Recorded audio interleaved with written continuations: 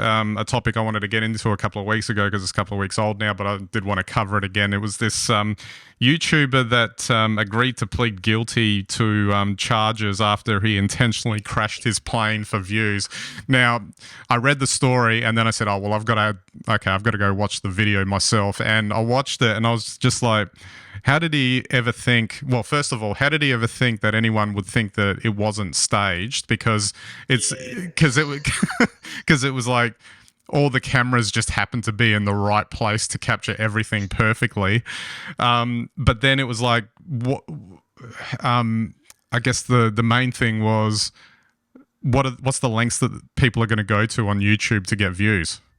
Yeah, look, I love this. I thought the video was great, even though it was quite obviously it looked to me like a telly movie, to be honest. Like, you know, but that aside, what lengths? Yeah, and why? Because, you know, for all of the everything I like about that video, it doesn't have the edge of a real drama.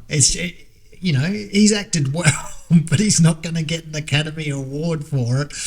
And even his great camera angles and the way it's stitched together, it's just cinematically, it doesn't quite cross the line. So I'm not surprised he got caught out. Well, I was a bit suspicious when I saw that, you know, he had a camera on every part of the plane, covering every angle, conveniently there. Isn't that what you do these days when you go out for a flight? Yeah, absolutely. Excuse me, absolutely. So anyway, I should have actually looked up what ended up happening to him, but he got the job done. I think it was like 4 million views on that clip, which means he would have gotten a truckload of ad revenue out of it, and it's still up there as far as I can see, generating views. Well, look, you know, he did what he did. Would it have been all right if he hadn't faked it? And just said, I just crashed my plane. I went out and crashed my plane deliberately.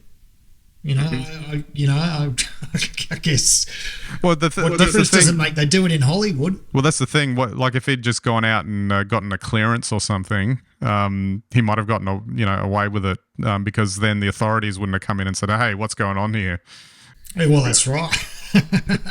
but Hollywood crash planes like that all the time. It's never a problem. Yeah, and they'd love 4 million views. That might be the saddest indictment of all. Maybe he just needs Leonardo in the cockpit next time. Absolutely.